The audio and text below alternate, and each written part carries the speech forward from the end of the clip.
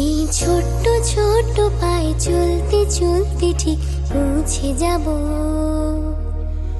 সেই চাঁদের পাহাড়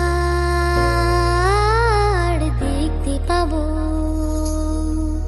সেই চাঁদের পাহাড় মাথায় যাহার রামধনু রাঙা হয় দেখতে পাবো, ঠিক পৌঁছে যাব। এই ছোট্ট